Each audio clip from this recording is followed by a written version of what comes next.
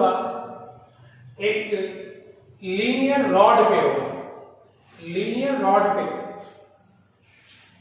तो इसको हम लोग लिखेंगे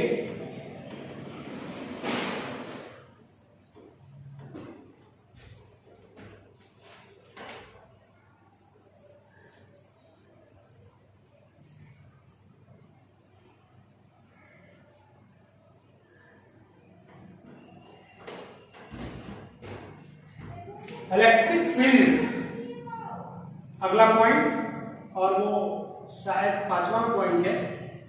electric field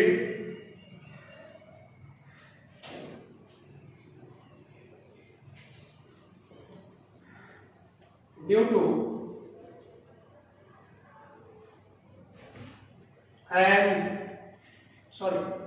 electric field due to uniformly charge rod,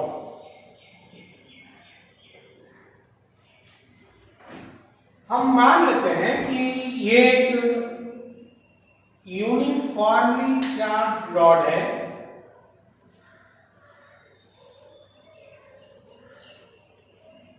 इसका लेंथ L है।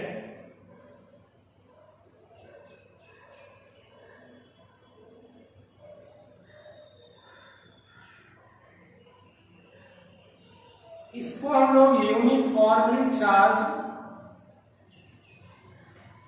कर दिए हैं, जिसका linear charge density, charge per unit length की बात करें वो लैम्डा है। इस पे कहीं एक पॉइंट O है, इस O पॉइंट पे, इस O पॉइंट से d डिस्टेंस दूर P एक पॉइंट है, ये हमारा P पॉइंट है। इसी P पॉइंट पे ये जो हमारा रॉड है, इसकी वजह से इलेक्ट्रिक फील्ड का वैल्यू कैलकुलेट करना है। लिखेंगे consider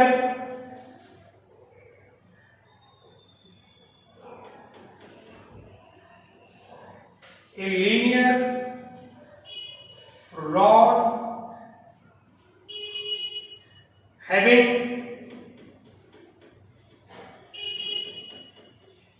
linear charge density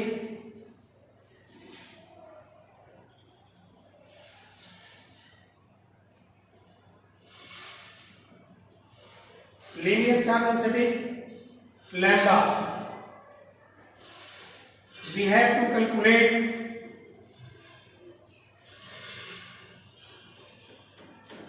to calculate electric field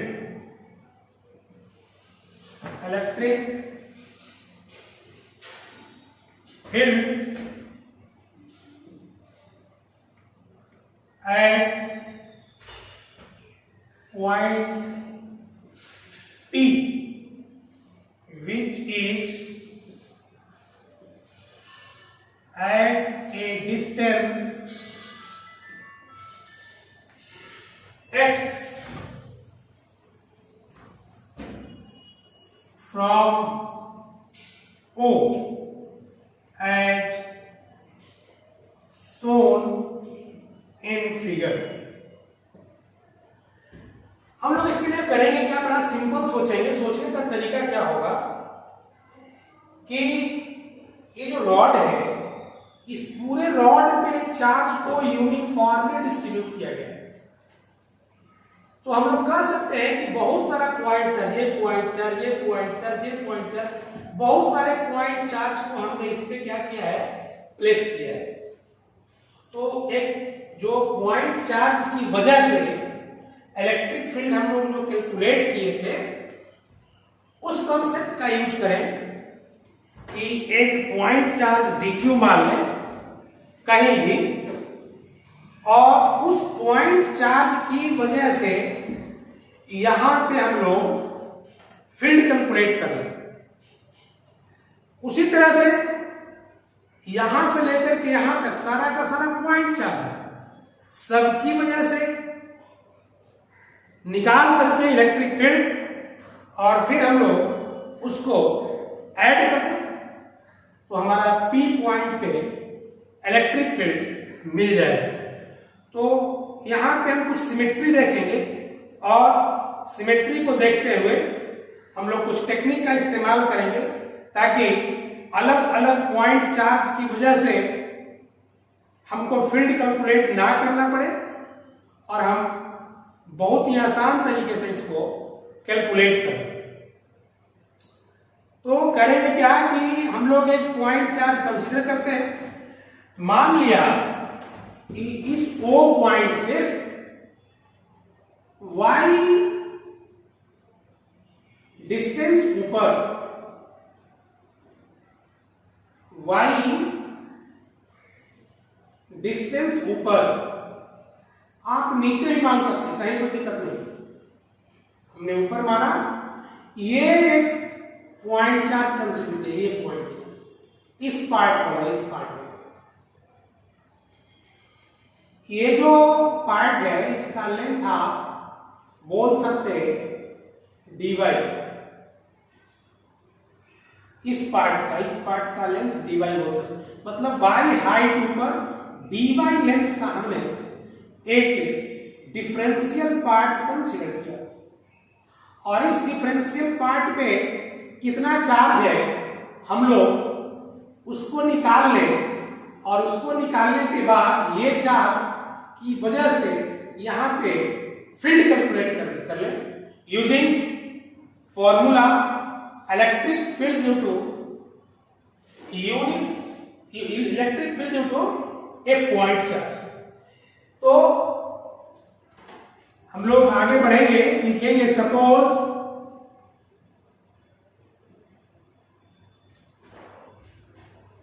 a differential part dy of the rod at a height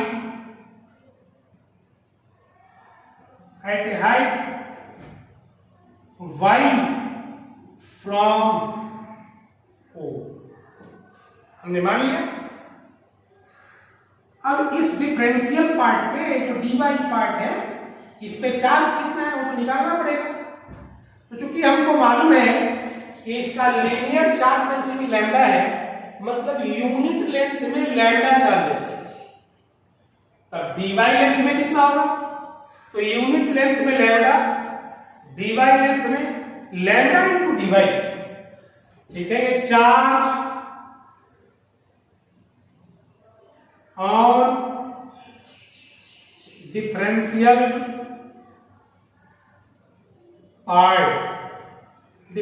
part में चार्ज है उसको dq बोलते हैं और dq equal lambda into dy। अब इस पॉइंट चार्ज की वजह से यहां फील्ड देखें तो चूंकि फील्ड का जो डायरेक्शन होगा वो ऐसा इधर से इस तरीके से, तो इसको हम दिखा सकते हैं फील्ड को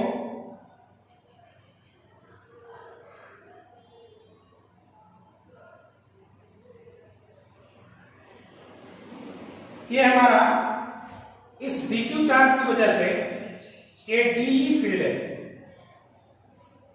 डिफरेंशियल फील्ड है, छोटा फील्ड है, इसलिए उसको हम de से रिप्रेजेंट करते हैं। अगर हम इस एंगल को थीटा मान लें तो हमारा वर्टिकली अपोजिट एंगल ये भी थीटा होगा। अब अगर देखा जाए तो इस d का दो कंपोनेंट होगा, एक इसके लॉन्ग होगा और एक नीचे होगा। ये जो कंपोनेंट होगा वो d cos थीटा होगा और ये जो कंपोनेंट होगा वो d sin थीटा होगा।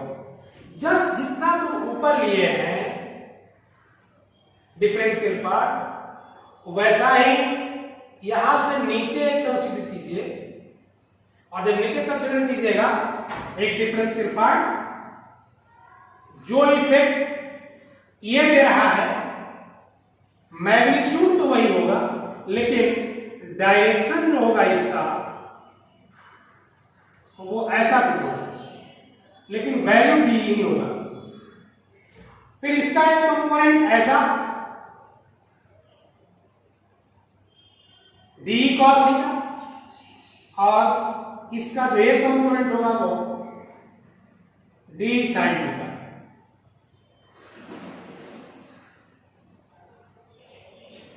अगर आप देखेंगे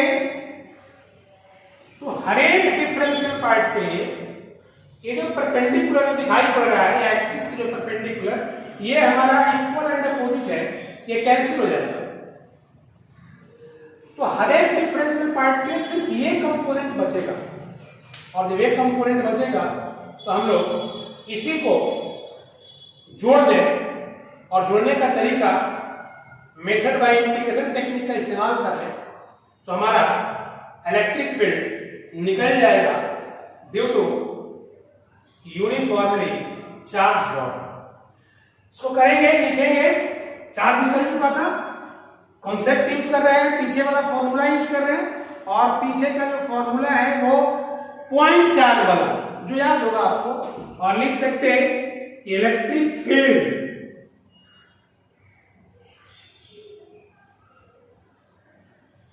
due to differential part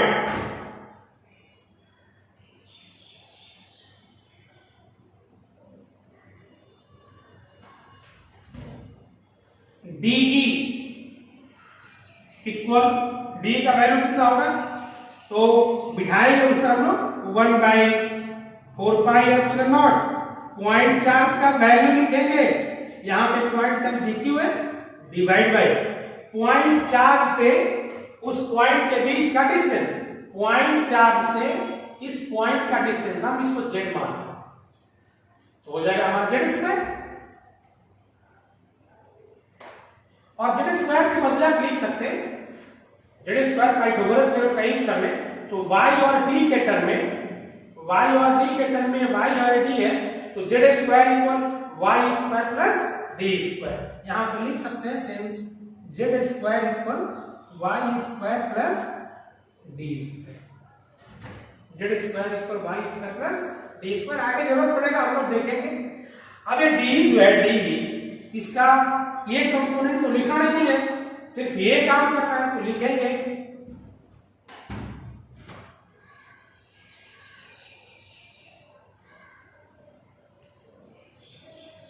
electric field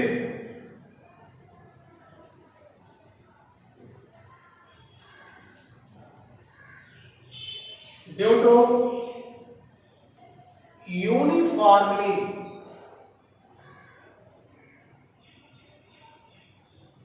charge rod equal क्या हो जाएगा, d cos theta plus d cos theta plus d cos theta, मतलब वही, तो डी कॉस थीटा का इंटीग्रेशन, डी का वैल्यू पुट करेंगे तो डी का वैल्यू मुझे मालूम है 1/4πε0 dq by z² into cos theta, इसी को इंटीग्रेट करना है। इसको लिख सकते हैं 1/4πε0 dq के बदले लैम्डा इंटू dy, ये निकाले हुए हैं, dq के बदले lambda into dy by z², और z² का मतलब आप लिख सकते हैं y² plus d² into cos theta, इसी को हमको इंटीग्रेट करना है। इसमें कांस्टेंट टर्म को इंटीग्रेशन साइन से बाहर करेंगे तो कांस्टेंट है lambda upon 4 pi epsilon naught, ये बच गया dy by y square plus d square into cos theta. ये इसी को इंटीग्रेट करना है, इसको हम लोग इक्वेशन 1 मान सकते हैं। अब यहाँ पे लिमिट देना है, तो लिमिट देने के पहले सोचेंगे कि इंटीग्रेट करना है, तो यहाँ पे दो वेरिएबल, एक तो y वेरिएबल है, ये y कैसे वेरिएबल है, तो ये o से डिफरेंशियल पार्ट का डिस्टेंस है, तो डिफरेंशियल पार्ट यहाँ हो सकता है, यहाँ हो सकता है, यहाँ हो सकता है, यहाँ हो सकता है, यहाँ हो सकता है, वो नीचे कहीं यहाँ, तो y तो चेंज कर रहा है, और जब y चेंज कर रहा है उसके करस्पॉन्डिंग थीटा चेंज कर रहा है, क्योंकि यहाँ पे तो ये अगर y ऊपर लेंगे तो थीटा बढ़ जाएगा, अगर वो नीचे लेंगे तो थीटा। तो कहने का सिंपल मतलब है कि y के वैरी करने से थीटा भी बढ़ेगा। मीन्स वहां दो वेरिएबल है, एक y भी वेरिएबल है और दूसरा थीटा भी वेरिएबल है। तो हम लोग क्या करेंगे यहाँ पे कि y और थीटा में कोई संबंध है फिगर से देख करके, तो हम लोग उस संबंध को लिखेंगे और उसके बाद हम लोग इसको इंटीग्रेट करने की कोशिश करेंगे। तो ये आपको दिखाई पड़ रहा है कि y और थीटा में संबंध है, और क्या है, तो आप लिख सकते हैं y upon d equal tan theta. y from figure y upon d equal tan theta, y upon d equal tan theta. हम लोग इसको आगे बढ़ावे और तब इसको फर्दर लिख सकते हैं y equal d tan theta. तो y को तो हम थीटा की फॉर्म में लेंगे, लेकिन dy जो है ये dy के लिए क्या लिखेंगे, y के बदले तुम d tan थीटा लिख सकते हैं, लेकिन ये dy के लिए, तो इस dy के लिए क्या करेंगे, इसको डिफरेंशिएट कर देंगे, differentiating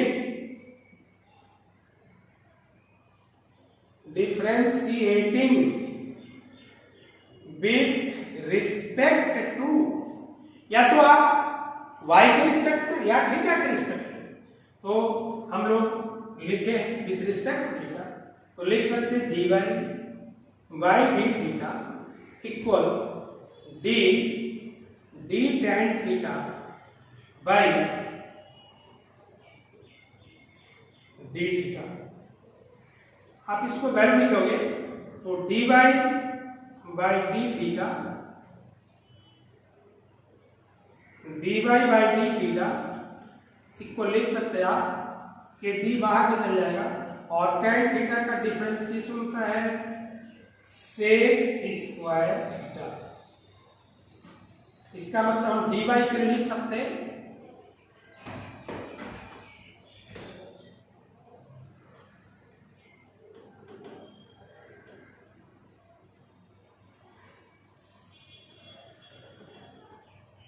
dy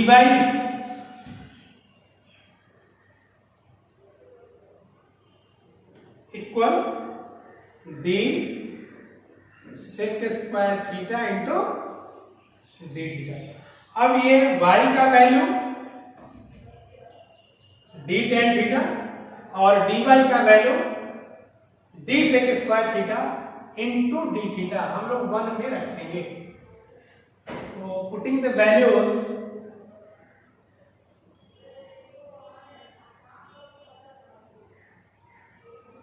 of y and dy in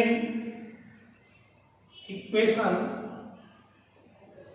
1 we get, क्या लिखा है हमें, तो इसको लिखेंगे E equal lambda upon 4 pi epsilon naught, dy के बदले d sec square theta d sec square theta into d theta into cos theta divide by y के बदले d tan theta square plus d square. हम limit देंगे, देखते हैं क्या होता है आगे सिंप्लीफाई करने के बाद। Lambda by 4 pi epsilon naught d sec square theta cos theta d theta divide by d square tan square theta plus d square. D square यहां भी और डी स्क्वायर यहां भी बाहर निकाल लेंगे। Equal lambda by 4 pi epsilon naught d sec square theta cos theta d theta divide by d square बाहर ले लें 1 प्लस टेन स्क्वायर थीटा। ये 1 प्लस टेन स्क्वायर थीटा के बदले आप लिख सकते हैं sec square theta equal lambda by 4 pi epsilon naught d sec square theta cos theta d theta by d square into sec square theta. ये sec square theta cancel हो जाएगा, एक डी से डी कैंसिल हो जाएगा, ये बचेगा हमारा equal lambda by 4 pi epsilon naught D cos theta d theta का इंटीग्रेशन। थीटा का वैल्यू कहां से कहां, तो ये जो इंड होगा वो यहां पे एंगल बनाएगा और फिर जो ए इंड होगा वो यहां पे एंगल बनाएगा। मीन्स थीटा का हम लोग लिमिट लिखेंगे, ये एंगल देखो भाई, ये एंगल और फिर ये जो बनाएगा वो ऐसा। इस एंगल को हम लोग, इस एंगल को अगर अल्फा बोल दें और इसको हम लोग बीटा बोल दें तो माइनस अल्फा से लेकर के प्लस बीटा, माइनस अल्फा से लेकर के प्लस बीटा। कॉस थीटा का इंटीग्रेशन आप पढ़ा होगा और कॉस थीटा का इंटीग्रेशन साइन थीटा होता है, तो इसको लिख सकते हैं ई का value lambda by 4 pi epsilon naught D और कॉस थीटा के बदले हम लोग साइन थीटा यूज कर लेंगे माइनस अल्फा से लेकर के बीटा तक। एक बार थीटा की जगह बीटा रखेंगे और एक बार थीटा की जगह माइनस अल्फा रखेंगे, तो a equal lambda by 4 pi epsilon naught d sine beta minus sine minus alpha. Sine minus alpha के लिए आप माइनस साइन अल्फा लिख सकते हैं, तो यहां अगर पुट करें तो ई का वैल्यू आएगा lambda by 4 pi epsilon naught d sine beta plus sine alpha. ये हमारा इलेक्ट्रिक फील्ड का वैल्यू रहेगा।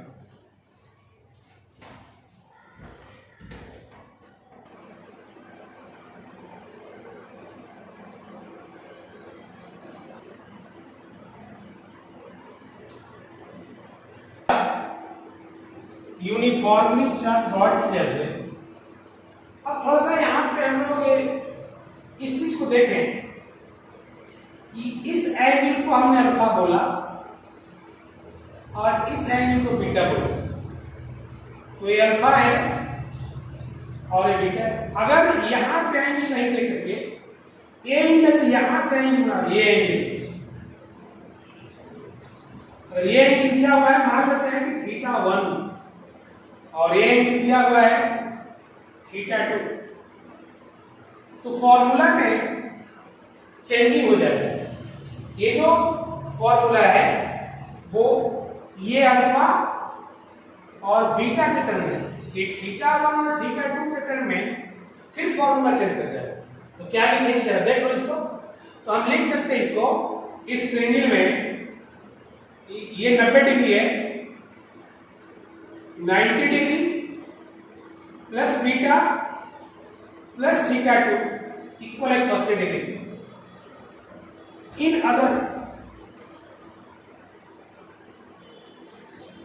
अदर टर्म्स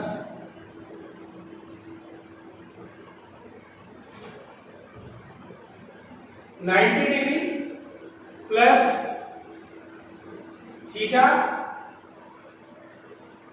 2 प्लस बीटा का वैल्यू कितना होगा 180 डिग्री। तो यहां पे आप लिख सकते हैं beta equal 90 degree minus theta 2 और अल्फा इक्वल आप लिख सकते हैं उसी तरीके से निकाल लीजिएगा। तो 90 degree minus theta 1, 90 degree minus theta 1।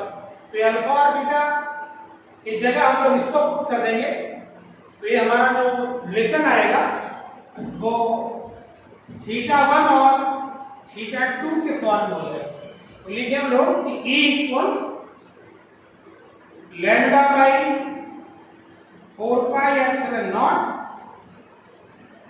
Sign beta की जगह लिखेंगे 90 माइनस थीटा 2, अल्फा की जगह लिखेंगे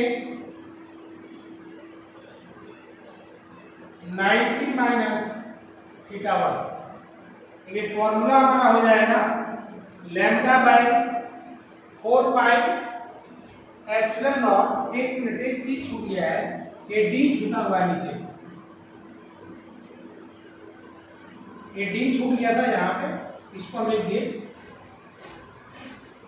D 4 pi epsilon naught d, ये sine 90 degree minus theta cos theta 2 plus cos theta 1। आप इसको ये देखिए, इस तरीके से देखिए आप, ये अगर ये एंगल रहेगा तो साइन का यूज करेंगे, अगर ये एंगल रहेगा तो कॉस का यूज करेंगे। अब हम लोग यहाँ पे स्पेशल केस लेंगे, इसका 3 वो स्पेशल केस होता है। और वो स्पेशल केस है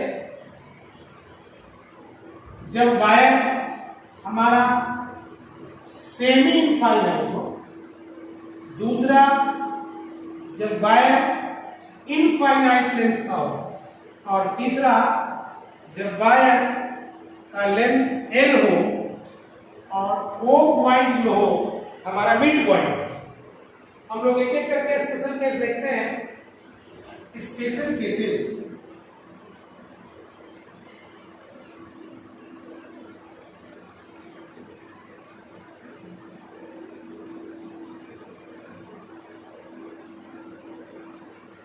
Case first, when wire is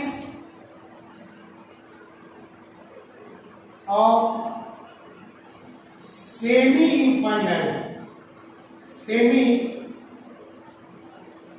infinite, आप इस फॉर्मूले से भी निकाल सकते हैं और इस फॉर्मूले से भी निकाल सकते हैं।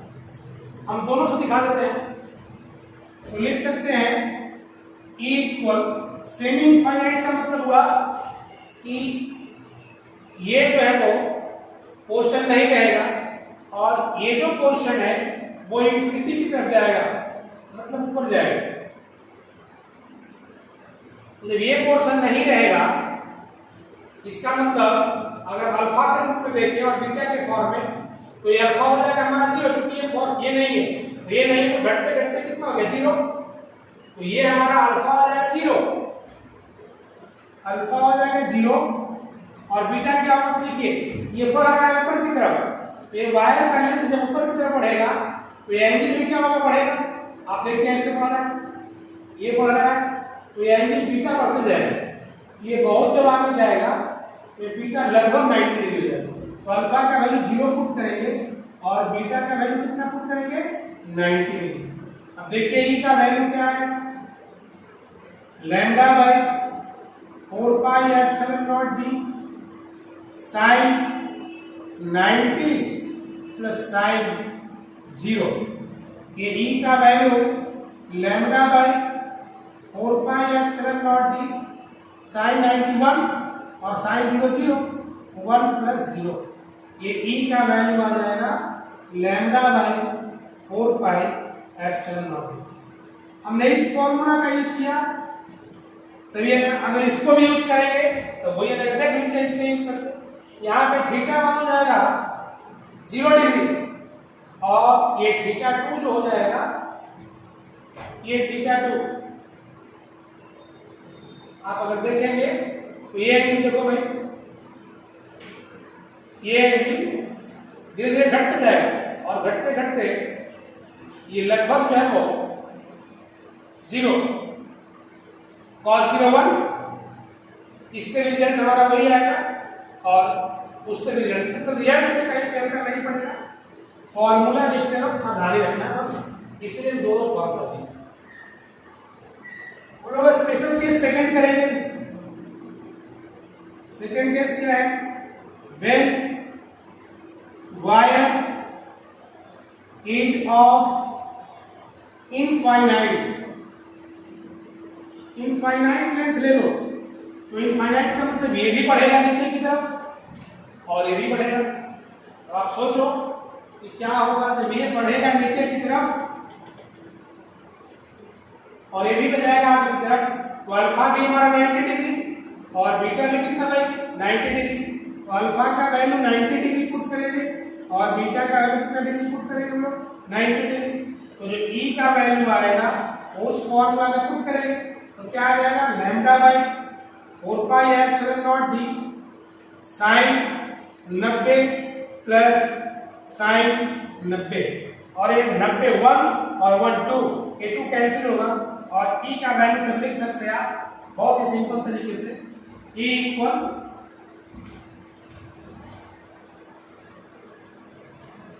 Equal lambda by 4 pi epsilon naught d 1 plus 1 और 1 plus 1 2 equal lambda by 4 pi epsilon naught d into 2 cancel out, E का वैल्यू आएगा lambda by 2 pi epsilon naught into d. ये इनफाइनाइट वायर की वजह से यहाँ पे इलेक्ट्रिक फील्ड का वैल्यू परफेक्ट है। हम लोग क्या करेंगे अब कि वायर का लेंथ हम लोग मान लेंगे कि वो L है और वो जो पॉइंट है वो मिड पॉइंट, मतलब ये हमारा L है, ये हमारा L लेंथ है। इसको थोड़ा सा फिगर को फिर से बना दें, तो फिगर में हम लोग ऐसा करेंगे, आप भी फिगर बना लेंगे। यही वायर है case third,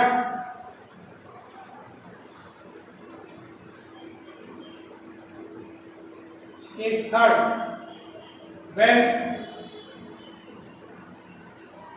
wire length of the wire equal N and O is the mid point। ये हमारा O हमारा मिड पॉइंट हो गया। देखिए क्या होगा, यही हमारा वायर था कि मिड पॉइंट हो गया, ये एंगल और ये एंगल बराबर होगा, ये अल्फा और ये बीटा, यहाँ पे अल्फा इक्वल बीटा हो जाएगा। ये हमारा L/2 होगा, ये भी हमारा कितना होगा भाई L/2 होगा, क्योंकि ये पूरा लेंथ L है। तब आप जो फॉर्मूला है वहां पे हम लोग उसी में पुट करेंगे, ई का value lambda by 4 pi epsilon naught d sine alpha plus sine alpha, और sine alpha plus alpha 2 sine alpha, आप इसको लिख सकते हैं lambda by 4 pi epsilon naught d 2 sine alpha. तो साइन अल्फा का मतलब साइन अल्फा का वैल्यू निकाल के पुट कर देंगे हम लोग यहाँ पे, तो ये हो जाएगा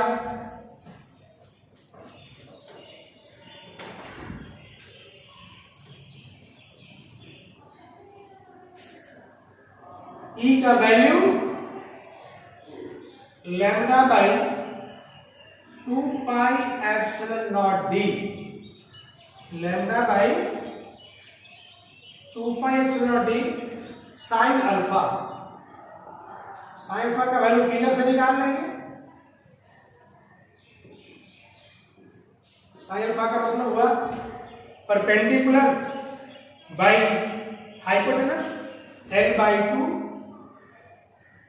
डिवाइड बाई ये लेंथ, और ये लेंथ कितना होगा हाइपोटेनस, तो L²/4 प्लस ये d था हमारा तो d², यानी L²/4 और इसका रूट हो जाएगा L²/4 प्लस d² का रूट, ऐसा लिख सकते। और ई का value lambda by 2 pi epsilon not into L/2, ये 4 LCM L² प्लस 4d² का रूट डिवाइड बाई 2, ये 2 से 2 कैंसिल आउट, और ई का value lambda into L/2 pi epsilon naught under root L² plus 4d²।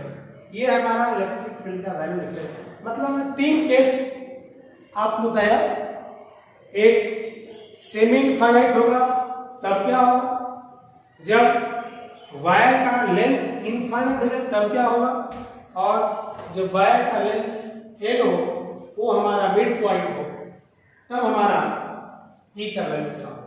यही इसमें special cases था। इसके अलावा हम फिर आगे देखेंगे